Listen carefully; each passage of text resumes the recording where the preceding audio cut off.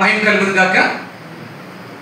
దేవుని యొక్క మహాకృప వల్ల ఈ రాత్రి ప్రార్థనని చేసుకోవడానికి దేవుడు మనకి కృపని అనుగ్రహించాడు. ఈ రాత్రికాల సమయంలో దేవుని యొక్క వాక్యాన్ని కొద్దిగా మనం ధ్యానించడానికి సిద్ధపడతాం. ఈ రాత్రి వాక్యం ఏమిటా అని అడుగుతున్నప్పుడు దేవుడు చూపిస్తున్న మాట ఇర్మియా గ్రంథంలో 4వ అధ్యాయంలో 3వ మాట చూసుకుందామా? ఇర్మియా గ్రంథము 4వ అధ్యాయము 3వ మాట, యూదా వారికిని యెరూషలేము నివాసులకును యెహోవా ఇలాగు సెలవిచ్చున్నాడు, ముళ్ళ పొదలలో విత్తనములు చల్లక మీ భూముల పొలమును దున్నుడి అని ఈరోజు దేవుడు ఇస్తున్నటువంటి మాట. ఎవరు చెప్తున్నాడు? యూదా వారికి, యెరూషలేము నివాసులకు అందరికీ ఇస్తున్నాడు, చెప్తున్నాడు.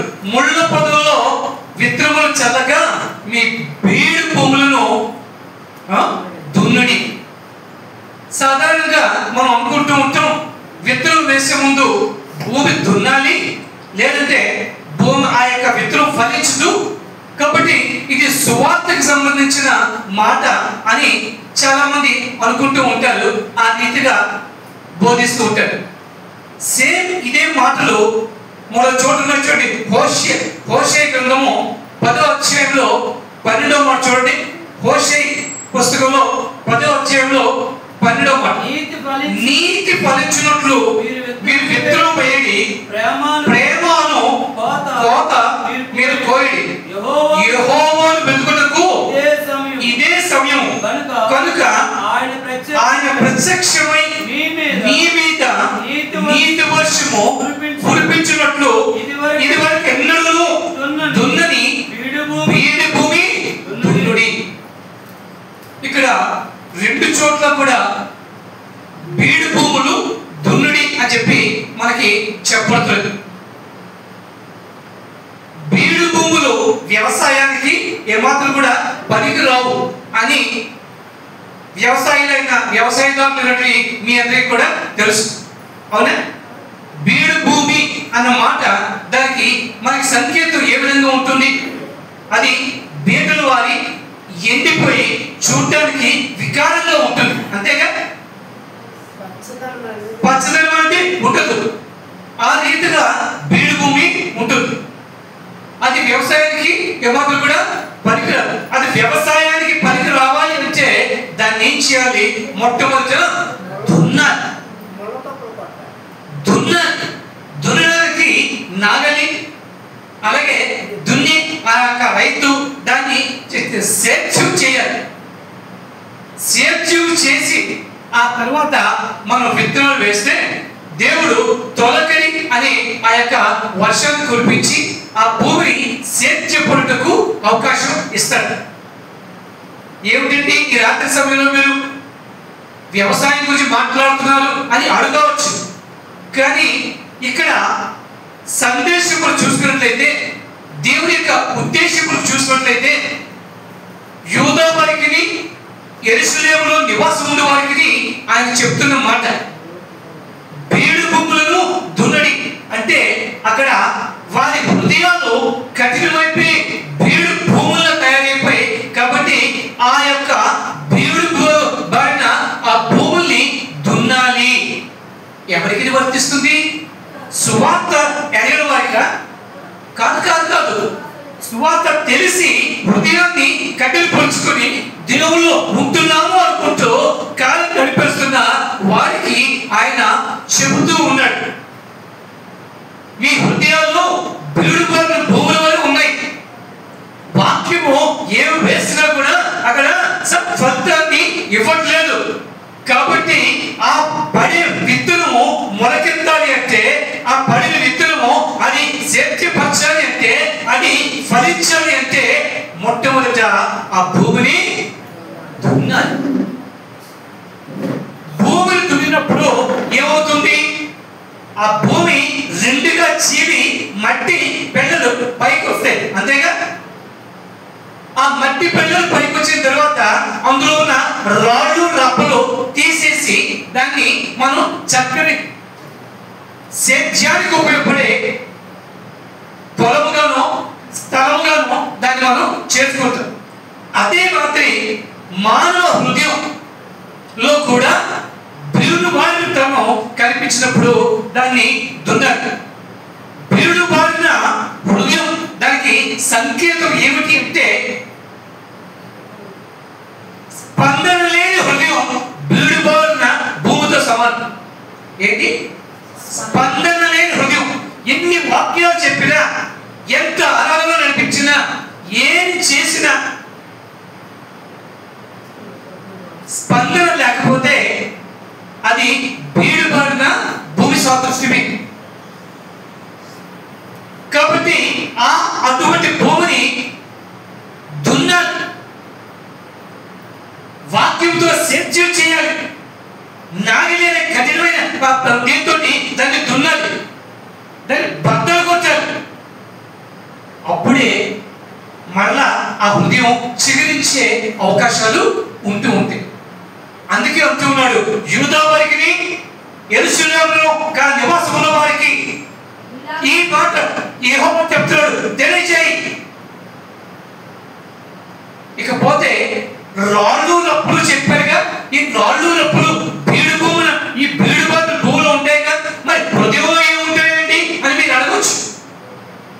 హృదయంలో కూడా ఈ లోకపు చేష్టలు, ఈ లోకపు ఆలోచనలు, ఈ లోకపు కోరికలు ఇవన్నీ కూడా రాళ్ళు రప్పల వలె ఉండి ఈ యొక్క భూమిని బీడుగా మార్చేస్తూ ఉంటుంది, కఠినపరిచేస్తూ ఉంటుంది. కాబట్టి అటువంటి హృదయాన్ని దున్నాలి. దేవుడు ఎంతో ఆశ పెట్టుకుని ఉన్నాడు, దేవుడు ఎంతో ఆశ కలిగి ఉన్నాడు. అవునా కదా? ఏమిటి ఆశ? యోహాను సువార్త 10వ అధ్యాయము 27వ మాట చూడండి. యోహాను సువార్త 10వ అధ్యాయంలో నా గొర్రెలు నా స్వరం వినును, నేను వాటిని ఎరుగుదును. ఎంత చాలా ఎంత ఆశతో ఉన్నాడు దేవుడు. అంటూ ఉన్నాడు, నా గొర్రెలు, నా పిల్లలు, నేను పెంచిన వాళ్ళు, నేను పోషించిన వాళ్ళు, నేను నడిపిస్తున్న వాళ్ళు, నేను ఎన్నుకున్న వాళ్ళు, నా పేరు పెట్టి పిలవబడిన వాళ్ళు, వారందరూ కూడా నా స్వరము వింటారు అని గొప్ప ఆశతో ఉన్నాడు. కానీ మనందరూ కూడా ఆ దేవుని యొక్క ఆశ మీద నీళ్లు చల్లేసి ఆయన్ని నిరుత్సాహపరిచేస్తారు. వింటున్నట్టు నడుస్తున్నాం కానీ చర్చ హృదయం బీడుబారిపోతున్నది. కాబట్టి వాటిని ఆయన యొక్క నిరాశను తీసి మనం మళ్ళా చిగురింపు చేసి ఆయనలో ఆశని పొరకెత్తు చేయాలి. మనం ఫలిస్తున్నప్పుడే దేవుడు ఆనందిస్తూ ఉంటాడు. ఆయన స్వరం మనం వింటున్నప్పుడే ఆయన ఆనందిస్తూ ఉంటాడు. ఆయన స్వరం వింటూ ఆయన అనుసరిస్తున్నప్పుడే ఆయన మనలో ఆనందిస్తూ ఉంటాడు. ఇవన్నీ జరగాలి అంటే హృదయం దేవుని యొక్క మాటలకి ప్రతిస్పందిస్తూ ఉండాలి. ఏం చేస్తూ ఉండాలి? ప్రతిస్పందిస్తూ ఉండాలి. అందుకే వాక్యం చెప్తున్నప్పుడు హృదయానికి తాకిన వెంటనే ఎప్పుడు చెప్పకపోయినా హల్లెలూయా అంటూ ఉంటారు. అది ప్రతిస్పందనకి ఒక చిహ్నం. కానీ చాలా చదువుల్లో వింటున్నట్టే ఉంటారు, తదేకంగా చూస్తున్నట్టే ఉంటారు. ప్రశ్న వేస్తే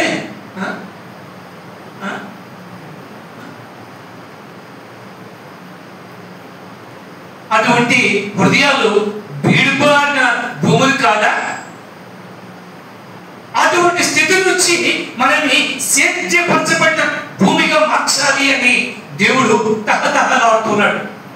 దాని గురించి ఆ యొక్క హృదయాన్ని మనం సేద్యం పరచాలి. పరచకపోతే లాభం లేదు. చూడండి, ఇర్మియా గ్రంథము 7వ అధ్యాయము 27వ మాట ఒక మాట చెప్తూ ఉన్నాడు. ఇర్మియా గ్రంథము 7వ అధ్యాయము 27వ మాట ఆయనను ఈ ఎక్కడ వాడో ఎరుగుదుము. ఇర్మియా గ్రంథము 7:27.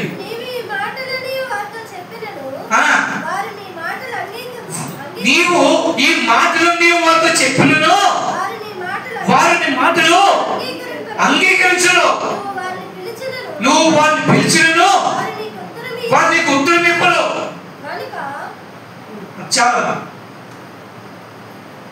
దేవుడు ఆశపడుతున్నాడు, నా గొర్రెలు నా స్వరం వింటాయని.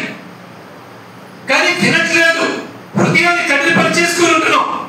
అటువంటి సమయంలో ఇర్మియా తోటి ఈ మాట అంటున్నాడు, నీవు ఈ మాటలన్నీ వారితో చెప్పినను వారు నీ మాటలు అంగీకరింపరు. నీవు వారిని పిలిచినను వారు నీకు ఉత్తరం ఇయ్యరు. అందుకే ఆయన తన యొక్క విలాపాన్ని లేదంటే ఆయనలో ఉన్న వ్యాధుల్ని ఆయన వెళ్ళగొక్కుతూ ఉన్నాడు. ఎలాగో తెలుసా?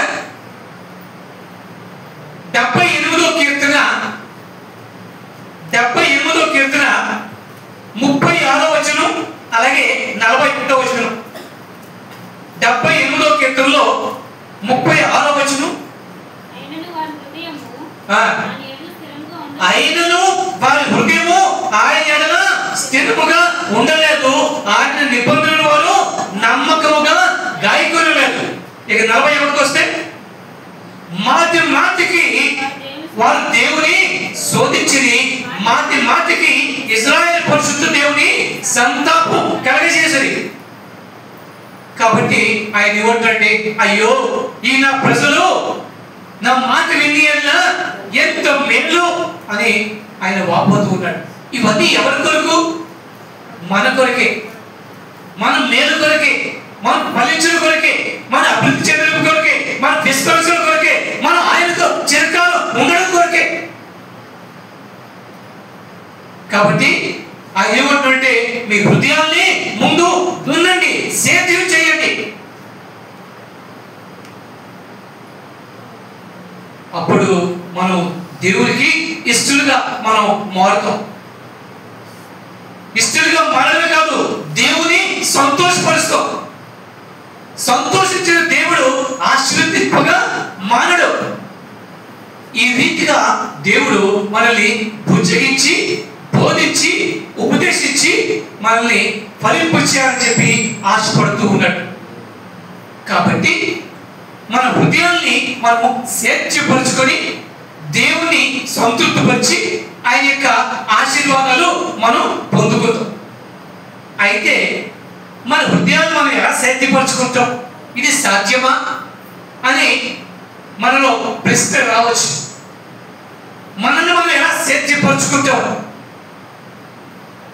మనలో మనం స్వేచ్ఛపరుచుకోవడం అంటే దేవుడితోటి ఇటు మనుషులతోటి సత్సంబంధాలు ఏర్పాటు చేసుకుని దేవుని మాటకి మనం ప్రతిస్పందిస్తూ ఈ యొక్క లోకంలో మనుషులతో సత్సంబంధాలు ఏర్పాటు చేసుకుని దేవుడికి ఇష్టలుగా ఉండుట మనం మన హృదయాన్ని స్వేచ్ఛపరుచుకొని అనుకూలంగా మార్చుకున్నప్పుడు ఆయన తొలకరి వర్షాన్ని ఆయన కుమ్మరిస్తాడు.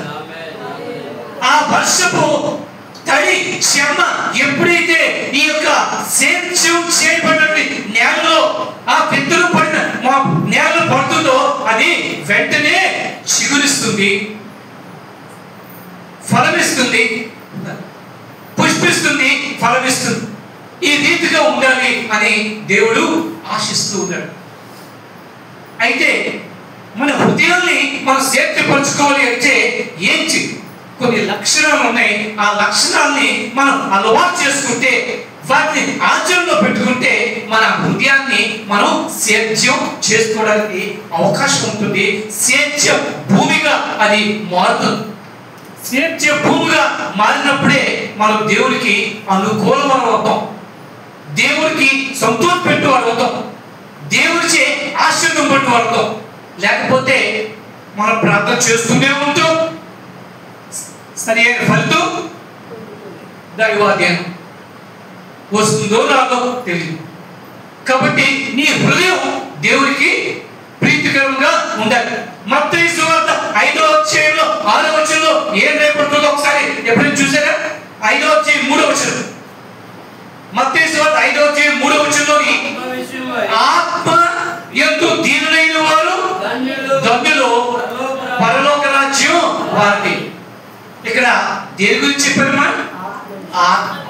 ఈ సేద్యపరచడం అది దేని గురించి? ఆ ఆత్మ గురించి. ఆ ఆత్మలో దీనులైన వారు ధన్యులు, వారికి ఏమిటి బహుమానం? అంతే. మన యొక్క తాపత్రయం అంతా కూడా దేని గురించి? పరలోకం గురించి. మనం నిత్యత్వంలో దేవునితో సుఖ సంతోషంతో ఉండాలన్నదే మన యొక్క కోరిక, మనల్ని ఉంచుకోవాలన్నదే దేవుడి యొక్క ఆశ. ఈ ఉభయుల యొక్క కోరిక తీరాలి అంటే మన హృదయాన్ని మనం స్వేచ్ఛపరచుకోవడం చాలా అవసరం. దానికి ఏం కావాలి అంటే ఆత్మలో దీనత్వం అనేది చాలా అవసరం. ఆత్మలో దీనత్వం లేకపోతే పరలోక రాజ్యం మనది కాదు అని సుస్పష్టంగా దేవుని యొక్క లేఖను మనకి చెప్పబడుతుంది. కాబట్టి మన హృదయాన్ని మనం సత్యపరుచుకోవాలి అంటే కొన్ని లక్షణాలు మనం అలవర్చుకుంటే ఆ లక్షణాల వల్ల మన హృదయం ఆటోమేటిక్ గా అది సత్యపడుతుంది.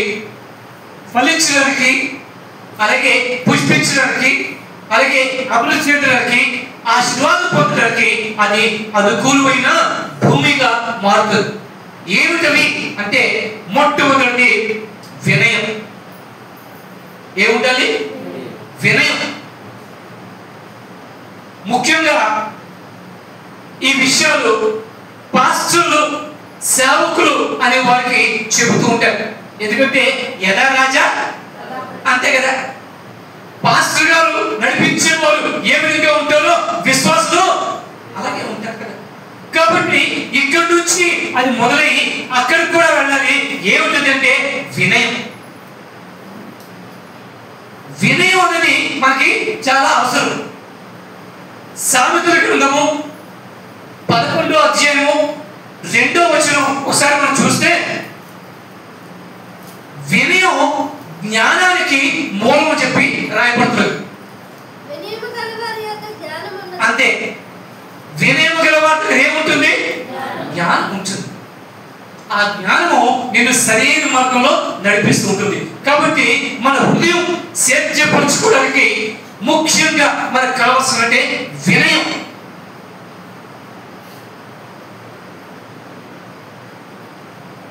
అలాగే 22 సామెత 4 చూడమ్మా. వినయం ఉన్నవారు దేవుని యందు భయభక్తులు కలిగి ఉంటారని కూడా చెప్పబడుతుంది. యెహోవా యందు భయభక్తులు కలిగి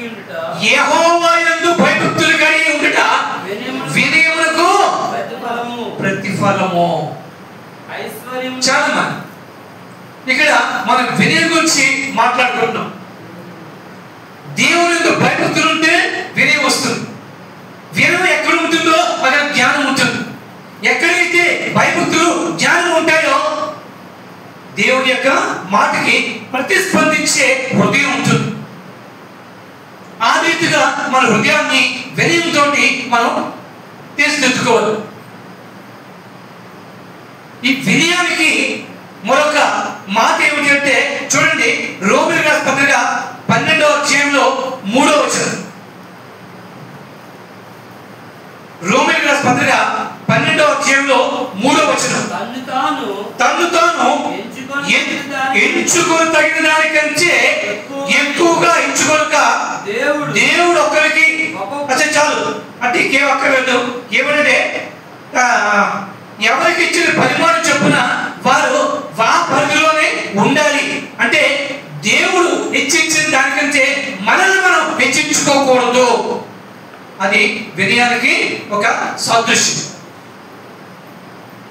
ఎప్పుడైతే హెచ్చించుకోవాల్సిన దానికి కంటే హెచ్చుగా మనం హెచ్చించుకుంటే మనలో గర్వం పెరిగిపోతుంది.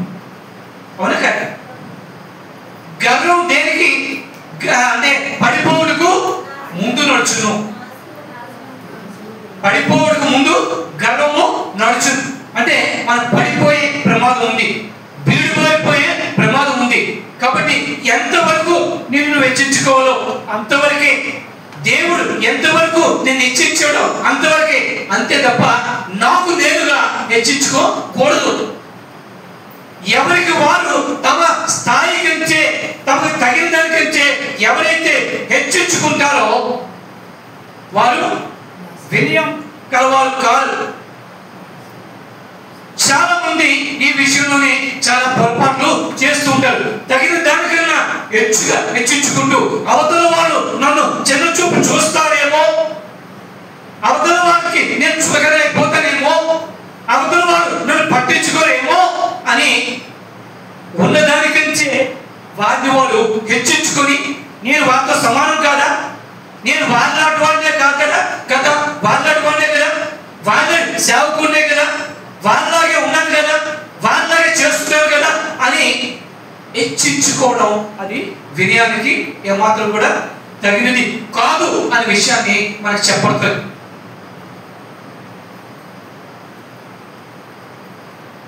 వినయం ఎలా ఉండాలి అంటే మత్తయి సువార్త 18వ అధ్యాయము 4వ వచనం చెప్పబడుతుంది. చూడండి, మత్తయి సువార్త 18వ అధ్యాయము 4వ వచనంలో యేసు ప్రభు ఒక చిన్న పిల్లాన్ని చూపించి ఆయన చెప్తాడు, ఈ బిడ్డవలే తన్ను తాను తగ్గించుకునేవాడు వాడెవడో వాడే పరలోక రాజ్యంలో గొప్పవాడు. అది అంటే మనకి ఎంత తగ్గింపు స్వభావంతో ఉంటే, ఎంత వినయంతో ఉంటే దేవుడు మనల్ని అంతలాగా ఆశీర్వదిస్తూ ఉంటాడు. మన పరిచయం లేదు, ఎక్కడ వేసిన గొంగళి అక్కడే ఉన్నట్టు మనం ఉంటున్నాము అంటే మనం పరీక్షించుకోవాల్సిన అవసరత ఎంతైనా ఉంటుంది. నాలో తెలియకుండా వినయం లోపించిందా, గర్వం పెరిగిందా, నేను హెచ్చించుకోవాల్సిన దానికంటే అతిగా హెచ్చించుకొని దేవుని దృష్టిలో మనుషుల దృష్టిలో నేను ఏమైనా పొరపాటు చేస్తున్నానా అని స్వీయ పరీక్ష చేసుకోవాల్సిన ఆవశ్యకత ఎంతైనా ఉంటుంది. కాబట్టి సేద్యం చేయడానికి, హృదయాన్ని సేద్యపరచుకోవడానికి మొట్టమొదటి లక్షణం వినయం. అలా చెప్పి నక్క వినయాలు పరికరం. చాలా మంది మనుషుల వెనుక వినయం నటిస్తూ ఉంటారు, కానీ దేవుడు హృదయంగా చూసేవాడు. నీ హృదయంలో తగ్గింపు స్వభావం ఉందా అని ఆయన చూస్తూ ఉంటాడు. మనుషులను మోసపరచవచ్చు, కానీ దేవుణ్ణి మోసపరచడం సాధ్యం. మనుషుల ముందు పొగడపడచ్చు, ఆశీర్వదింపేవాడు దేవుడు. ఇందాక రాజు ఆరాధనలో చెప్తున్నాడు, మనుషులు నమ్ముకున్నట్టు కంటే యెహోవాను ఆశ్రయించుట మేలు. కాబట్టి దేవుని పిల్లలుగా పిలువబడుతున్న మనం, దేవుని సేవకులుగా పిలువబడుతున్న మనం మొట్టమొదటిగా మనలో వినయాన్ని మనం ధరించుకోవాలి. వినయాన్ని ధరించుకోవాలి. పరిశుద్ధాలంకృతులై అంటారు చూసారా, ఆ పరిశుద్ధాలంకృతుల్లో వినయం కూడా ఒక అలంకారం. ఆ రీతిగా వినయాన్ని అలవర్చుకోవాలి. ఇక రెండోది కృతజ్ఞత, గ్రాటిట్యూడ్. ఇది కూడా మన హృదయాన్ని సేద్యపరచుకునే ఒక లక్షణం. ఫిలిప్పీయులకు రాసిన పత్రిక 4వ అధ్యాయం 6వ వచనంలో దేని గురించి చింతపడుతూ కానీ అన్నిటి గురించి దేవునికి కృతజ్ఞతాస్తుతులు చెల్లించాడు. ఏమా? ప్రతి విషయంలోనూ ప్రార్థనా విజ్ఞాపనలతో కృతజ్ఞత అర్పణలు దేవుడు చేసిన ప్రతి దానికి కూడా మనం కృతజ్ఞత కలిగి ఉండాలి. కేవలం దేవుడికి మాత్రమేనా అని మీరు అడగవచ్చు. ఇందాకనే చెప్పాను, మన హృదయాన్ని సేద్యపరచుకోవడం అంటే అటు దేవునితోటి ఇటు మనుషులతోని కూడా రెండు కూడా బ్యాలెన్స్ చేసినప్పుడే దేవునికి అంగీకార యోగ్యం. అందుకే దేవుడు ఇచ్చిన ఆజ్ఞల్లో ప్రథమమైన ఆజ్ఞలో ఏముంది? నిన్ను వల్లే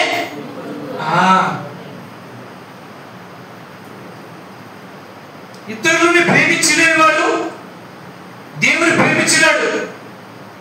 కనబడుతున్న సహోదరుని ప్రేమించలేనివాడు కనబడిన దేవుని ప్రేమించలేడు. కాబట్టి దేవునికి ఎప్పుడు కూడా దేవుడు అనుభవించిన ప్రతి దానికి కూడా మనం కృతజ్ఞత కలిగి ఉండాలి. ఎలాంటి కృతజ్ఞత కలిగి ఉండాలి? రోమీయులకు పత్రిక 12వ అధ్యాయము 1వ వచనం చూస్తే, సజీవ యాగముగా నిన్ను నీవు సమర్పించుకోవాలి. అనగా సజీవ యాగముగా, కేవలం చేతులెత్తి ప్రార్థన చేయడం మాత్రమే కాదు, నీ యొక్క శరీర అంగములతోని, నీ హృదయముతోటి, మనస వాచ కర్మేనా అంటారు. ఆ రీతిగా దేవునికి కృతజ్ఞత కలిగి ఉండాలి. నీలోంచి కృతజ్ఞత అర్పణలు అర్పిస్తున్నప్పుడు దేవుడికి అది ఇంపైన సువాసన వలె. సాయంకాలం చేతులెత్తుగా దేవుడికి ఇంపైన సువాసన వలె ఉండునుగాక అంటారు. ప్రార్థన అంటే ఏమిటి? దేవుడు మనకి అనుగ్రహించిన వాటి నిమిత్తము మనం ఆయనకి బదులుగా ఇచ్చే కృతజ్ఞత. ఆయన మన నుంచి ఏమీ కోరుకోవట్లేదు, కేవలం కృతజ్ఞత హృదయాన్ని. ఆఫ్టర్ ఆల్ ఎందుకు పనికిరాని మనిషికి మనం కృతజ్ఞత చెల్లిస్తామే, ఏమనుకుంటాడో అని. థ్యాంక్ యూ అండి, అవునా కాదు? అలాంటి దేవాది దేవుడు, జీవాన్నిచ్చినవాడు, పోషించేవాడు, రక్షించేవాడు, నడిపించేవాడు, నీ మీద దృష్టించి నీకు ఆలోచన చెప్పేవాడు, ఆయనకి ఎంత కృతజ్ఞత కలిగి ఉండాలి ఒకసారి ఆలోచన చేస్తాం. కృతజ్ఞత లేని హృదయం బీడు బారిన హృదయమే.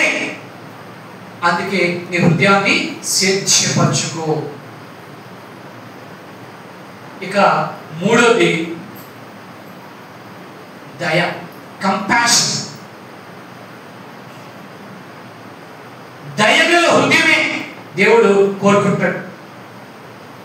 దేవుని యందు దేవుని దయ పొందుకుంటూ మనుషుల ఎడల, సృష్టి ఎడల మనం దయ కలిగి ఉంటాం. కారణం ఏమిటి? మనల్ని దేవుడు ఆయన పోలికలో చేసుకున్నాడు. ఆయన పోలికను చేసుకున్నాడంటే ఆయన గుణలక్షణాల్లో ఇది ఉందా? ఆయనకి పేరేమిటి? దయామయుడు, అవునేగా? ఆయన దయామయుడు అన్నప్పుడు ఆయన స్వరూపంలో ఉన్న నీవు కఠినాత్ముడిగా ఉంటే నేను దేవుని బిడ్డని అంటే ఏమైనా పోలిక ఉంటుందా? కాబట్టి మనం పులుకు పంచుకోవాల్సింది ఏంటంటే ఆ దయా గుణాన్ని మనం కలిగి ఉండాలి. మొదటి పేతురు 3వ అధ్యాయము 8వ వచనం చూడండి. మొదటి పేతురు మీరందరూ ఏక మనస్కులై ఒకరి సుఖ దుఃఖములందు ఒకరు పాల్పడి సహోదర ప్రేమ గల వారను కరుణా చిత్తులను వినయ మనస్కులై ఉండి. అంటే మనం ఒకరికొకరు దయ చూపించుకుంటూ, ఒకరి మీద ఒకరు ప్రేమ చూపించుకుంటూ, ఒకరికొకరు వినయం గలవారే.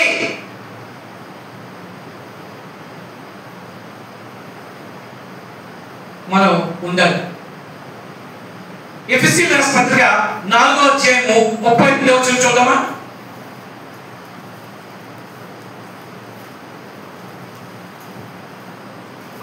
ఒకరి ఎడల ఒకరు దయ కలిగి కరుణా హృదయులై క్రీస్తునందు దేవుడు మిమ్మల్ని క్షమించిన ప్రకారం మీరును ఒకరినొకరు క్షమించుడి. చూసారా? దయ ఉంటే కదా మన ఇతరులను క్షమించగలదు. దయ లేకపోతే కఠినప్పుడు ఎప్పుడైనా ఎవరైనా క్షమిస్తారా? అని కొట్టి పారేస్తారు. అదే దయగల వారైతే పోనీదే అని దయని చూపిస్తారు. సో బీడు బారిన హృదయం అది స్వేచ్ఛపరచబడాలి అంటే ఉండే మరో లక్షణం దయ కలిగి నా హృదయం కలిగి ఉండాలి. మొదటిది వినయం కలిగిన హృదయం, రెండోది కృతజ్ఞత కలిగిన హృదయం, మూడోది దయ కలిగిన హృదయం.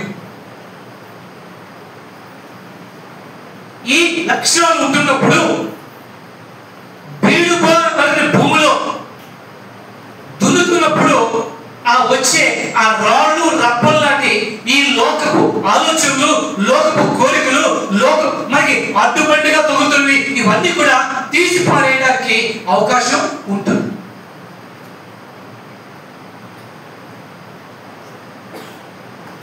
ఈ వాక్యం వాగ్దానంగా వస్తే అనుకుంటూ ఉంటాం, దున్నుని ఎన్నడూ దున్నుని బీడు భూములు దున్నండి అంటే ఎక్కడికి వెళ్తాం? ఎవరు దున్నుతాం? ఎవరున్నారు అని మనం అనుకుంటాం. అది ఎవరి గురించే కాదు, అది నీ గురించే అని ఒకసారి మనం ఆలోచించుకోవాలి. వ్యక్తిగతంగా నా హృదయం దున్నుకోవాల్సిన ఆవశ్యకత ఉంది, అందుకే నాకు ఈ మాటలు ఇచ్చాడు దేవుడు అని. మొదటిది వినయం, రెండోది కృతజ్ఞత, మూడోది దయ, నాలుగోది క్షమించే గుణం. క్షమించే గుణం. క్షమించే గుణము లేకపోతే మనం దేవుని వారము కాము. ఎందుకంటే మన దేవుడు క్షమకు సిద్ధమైన వాడు. అందుకే దావీదు అంటూ ఉన్నాడు ఒక కీర్తనలో, నేను నా అపరాధములను ఒప్పుకొందును అనుకున్న వెంటనే దేవుడు నా అపరాధములను క్షమించెను. ఆయనగా ఒప్పుకోలేదు, నేను ఒప్పుకుంటాను అని హృదయంలో నిర్ణయం తీసుకోవాలంతే. నమ్మకం వచ్చింది, నా దేవుడు క్షమించాడు. అందుకే ఆయన క్షమకు సిద్ధమైన వాడు. నీవు మనసులో స్థిరపరచుకుంటూ చాలు, ఆయన నిన్ను క్షమిస్తాడు. ఆ పోలికన ఉన్న మనం ఆ యొక్క క్షమాగుణాన్ని మనం కూడా పుచ్చుకోవాల్సిన ఆవశ్యకత ఎంతైనా ఉంది. మన హృదయాన్ని దున్నుకోవడానికి ఇదొక అవసరం. మార్కు సువార్త 11:25 చూడండి. మార్కు సువార్త 11:25 మాట. నీకు ఒకరి మీద విరోధమేమైనా కలిగి ఉన్నాడు, నీకు ఒకరి మీద విరోధమేమైనా కలిగి ఉన్నాడా, మీరు నిలవబడి ప్రార్థన చేయనప్పుడు వారిని క్షమించుడే. లేదు అంటే నీ అర్పణ, నీ ప్రార్థన, నీ కానుక, నీ నివేదన, నీ విన్నపం ఏది కూడా దేవుడు అంగీకరించడు. మత్తయి సువార్తలో కూడా ఉంది, 6:14. మత్తయి సువార్త 6:14. మనుషులు అపరాధములను మీరు క్షమించినట్లా పరలోకపు తండ్రియు మీ అపరాధములను క్షమించును. మన అభివృద్ధి పొందాలి. మన హృదయం సరైన సేద్య భూమిగా ఉండి, దేవునికి అంగీకారయోగ్యంగా ఉండి, ఫలించడానికి సిద్ధంగా ఉండి, ఫలములు ఇచ్చే హృదయంగా ఉండాలి అంటే మనలో ఈ లక్షణం ఉండవలసిన ఆవశ్యకత ఎంతైనా ఉంది.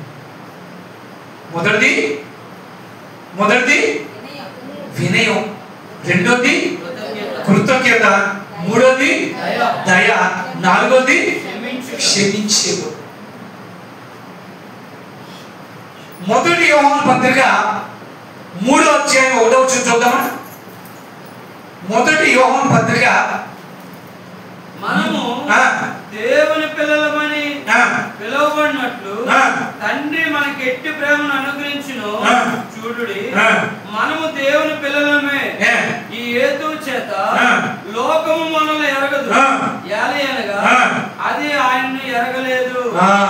మనల్ని ఈ లోకం ఎరగాలి అంటే మనలో దేవుడికున్న లక్షణం మనలో ఉండాలి, క్షమాగుణము. ఈ లోకము దేవుణ్ణి ఎరగలేదు, కానీ మనం చూపించవలసిన బాధ్యత మన మీద ఉంది. మన హృదయమే కదిలిపోయి భయం పారిపోతే మనం ఏం చూపించగలుగుతాం? మన బాధ్యతను ఏ విధంగా నెరవేర్చగలుగుతాం? కాబట్టి మనలో ఆ క్షమాగుణం అనేది ఉండాలి. యేసు ప్రభువుని శిష్యులు అడుగుతున్నారు, ప్రభువా మేము ఎన్ని మార్లు మటుకు క్షమించాలి? 7 మార్లు మట్టుగా అని అడిగితే ఆయన ఏమంటున్నాడు? 70 ఏళ్ల మట్టుకు. ఎంత మటుకు? దాని అర్థం ఏంటో తెలుసా?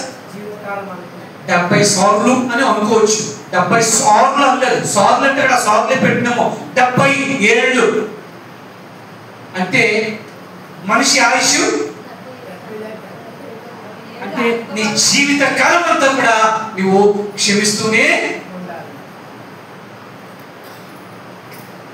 ఆ క్షమా గుణాన్ని నువ్వు అలవాటు చేసుకుంటూ ఉన్నప్పుడే నీవు హృదయం అది సున్నిత హృదయంగా, సేద్యపరిచిన హృదయంగా, సాగుకి అనుకూలమైన హృదయంగా అది మలచబడుతుంది, తీర్చబడుతుంది, ఆశ్రయించబడుతుంది. ఎన్ని చూసాం? ఎన్ని గుణాలు చూసాం? ఏమిటో చెప్పగలరా? చెప్పండి. మనం దున్నుకుంటున్నప్పుడు భూమిని వినయం, కృతజ్ఞత, దయ, క్షమ, చివరిగా ఇంకోటుంది. అదే చాలా ప్రాముఖ్యం.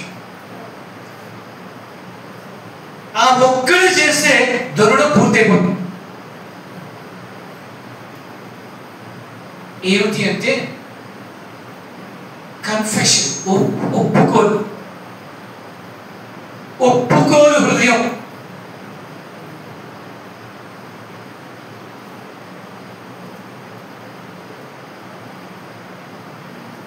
దున్నడానికి నాగలి కావాలి, అవునా?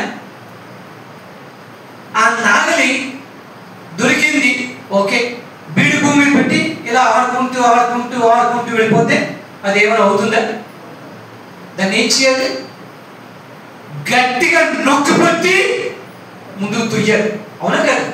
అప్పుడే కదా అది భూమిలో దిగి పెళ్ళగించి ముందుకు తీసుకెళ్ళి మట్టిని బయటకు తీస్తుంది, రాళ్ళు రప్పల్ని కూడా బయటికి తీస్తుంది. కాదేమిటి 100కి 100 పాళ్ళు. మొన్న ఇక్కడ ట్రాక్టర్తో దున్నించాం. అప్పుడు మన వాళ్ళు ఏమన్నారు? వాడు పై దున్నిసిపోయాడు. అంటే లోపుకి దున్నవలసిన అవసరం ఉంది, పైన కాదు. అంటే గట్టిగా బలం ఉపయోగించి పెళ్ళగించి రాళ్ళు రప్పల్ని పైకి లేపి. ఎందుకు ఈ మాటలు చెప్తున్నా తెలుసా? ఆ దున్నడం ఎంత కష్టమో ఈ గుణాలు అలవర్చుకోవడం అంత కష్టమైన పని. కానీ సేద్యపరచాలి అంటే తప్పదు, సేద్యపరచకపోతే పరికరం. అందుకే బీడు భూముల్ని దున్నండి. మొట్టమొదట బీడు భూమిని దున్నండి. ఏం చూసాం చివరిగా? కన్ఫెషన్, ఒప్పుకోలంటే ఎవరి తప్పులు వారు ఒప్పుకోవడం, ఎవరి తప్పులు వారు ఒప్పుకోవడం. యాకోబు పత్రిక 5వ అధ్యాయము 16వ వచనాన్ని ఒకసారి చూద్దామా? మీ పాపములను ఒకరితో ఒకరు ఒప్పుకొనండి, మీరు స్వస్థత పొందినట్లు ఒకరికొకరు ప్రార్థన చేయండి. మొట్టమొదటి ఏం చేయాలి? మన పాపములను ఒకరికి ఒకరు ఒప్పుకోవాలి. నేను వాడిని ఎదుర్కొంటే ఒప్పుకోబెట్టి అహం అంటుంటే నాగలి లోపలి దిగదు, పై పెద్దగించి పనికిరాని భూమిలో వదిలిడిపోయి. కష్టమే కదా ఇది. ఒకరితో ఒకరు ఒప్పుకోవడం అంటే ఏమనుకుంటారో, నా గుడ్లు బయటపడిపోతాయేమో, నన్ను హేళన చేస్తారేమో, ఈ యొక్క భయాలు మనల్ని పీడించి ఒప్పుకోవడానికి అహం అడ్డొచ్చి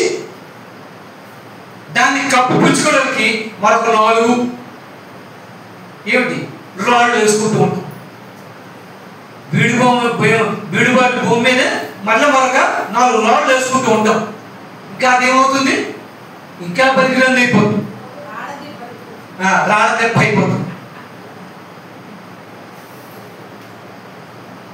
కాబట్టి ఈ ఒప్పుకోలు, ఒకరికొకరు ఒప్పుకోవడం అనేది చాలా ప్రాముఖ్యం. నిస్సందేశంగా ఇవాళ ఒప్పుకోలేదనుకో, రేపు తీర్పు సమయంలో దేవుడు అందరి ముందు నిలబెట్టి నీ స్క్రీన్ వేస్తాడు.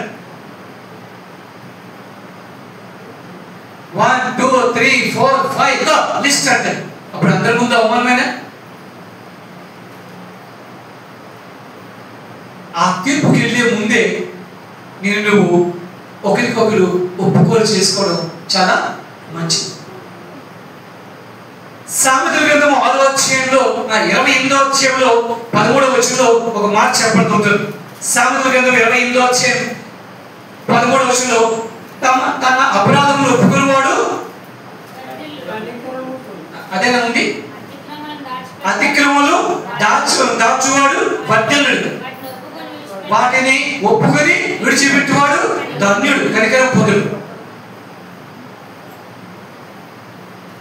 దాచుకుంటే మన దరిద్రులు కోరలేదు అది చెప్పడం.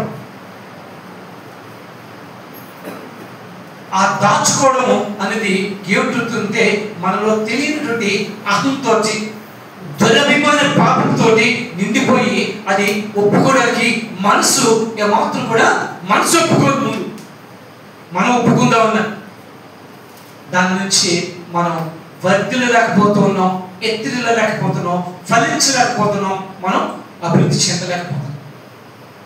ఈ గుణలక్షణాన్ని మనం చూసుకొని సరి చేసుకోవాలి.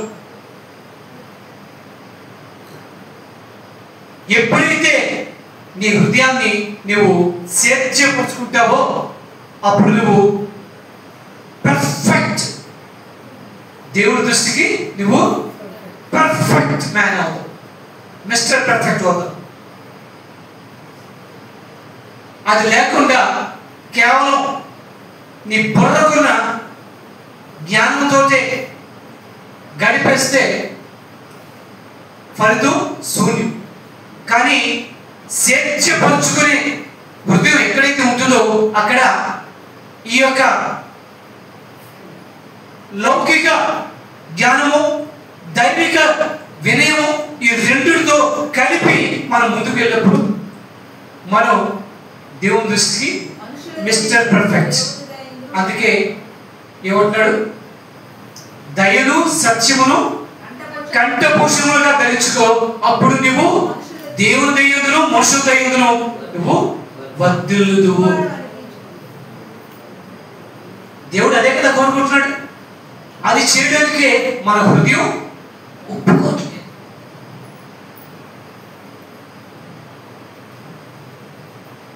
నా మనసు నా మాట వినదు అంటాం. ఏమంటారు?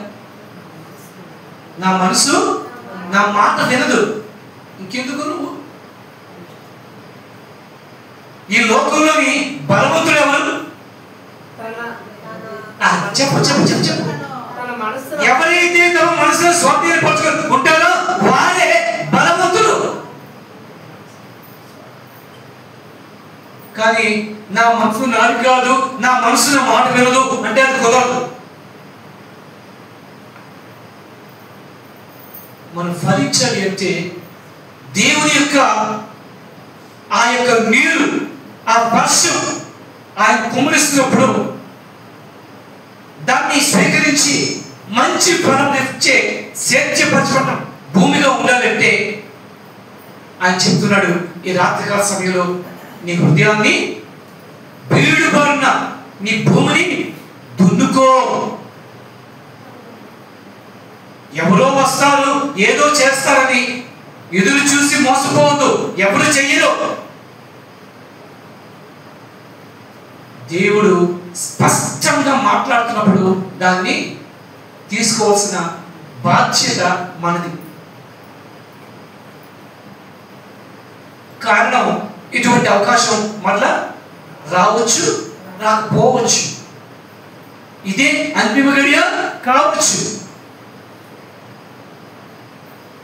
కాబట్టి ఆయన చెప్పినట్టు ఏం చెప్తున్నాడు? యూదా వారికిని యెరూషలేము నివాసులకును యెహోవా సెలవిచ్చుచున్నాడు, ముళ్ళ పొదలలో విత్తనము చల్లగా మీ బీడు భూములను దున్నుడే. అక్కడ మీ అని పెట్టకపోతే మనం మనది కాదులే అనుకుంటాం. మీ పెట్టినా సరే చాలా మంది ఏమంటున్నారంటే, ఓహో ఇంకా సువార్త అందని వారి దగ్గరికి వెళ్ళి మొట్టమొదటిగా ఆ భూములు దున్ని అక్కడ ఆ యొక్క విత్తనాలు వెయ్యాలి గొప్ప అంటున్నారు. కానీ ఇక్కడ బైబిల్లో ఏమంటాడు? మీ బీడు భూములు అంటే మీ జీవితంలో బీడు బారిన మీ జీవితాన్ని, మోటు బారిన మీ జీవితాన్ని మీరు సేద్యపరచుకోవాలి. అప్పుడే మీరు ఆశీర్వదింపడతారు. ఏమంటున్నాడు అక్కడ? హోషేయ 10:12లో నీతి ఫలించినట్లు మీరు విత్తనం వేయబడి ప్రేమయను కోత కోయడి, యెహోవాను వెతుకుటకు ఇదే సమయం కనుక ఆయన ప్రత్యక్షమై మీ నీతి వర్షము కురిపించినట్లు. ఆయన మన మీద ఏ వర్షం కురిపించాలి? నీతి వర్షం కురిపించేటట్లు నీవు నీ హృదయాన్ని సిద్ధపరచుకొని సిద్ధపడి ఉండాలి. అది ఈ రాత్రికాల సమయంలో దేవుడు మనకి చెబుతుంది. లేకపోతే మనం ఫలించడం, దేవుని ఆశని నెరవేర్చడం. ఎంతమందికి ఉంది దేవుని ఆశని నేను నెరవేర్చాలి అని? అది నా బాధ్యత. దేవుని సంతోషపెట్టాలి, అదే నా బాధ్యత, నా ప్రథమ కర్తవ్యం. నా దేవుని సంతోషపెట్టాలి అనుకున్న వారు మాత్రమే మోకరించి వేడుకుందాం ఈ రాత్రి. దయామయుడా, ప్రేమమయుడా, కరుణమయుడా, వాత్సల్యరూపుడా, ప్రేమగా నాయనా, మా హృదయాన్ని మీ చేతి కల్పిస్తున్నాం. సేద్యపరచుకోవడానికి కావలసిన లక్షణాలు మీరు చూపించారు. వాటిని మీరు అలవర్చుకొని ఆచరణలో పెట్టుకుని నీవు కురిపించే నీతి వర్షాన్ని పొందుకునే భాగ్యాన్ని మాకు అనుగ్రహించవా అని మనం వేడుకుందామా? ఎవరికి వారి వ్యక్తిగతంగా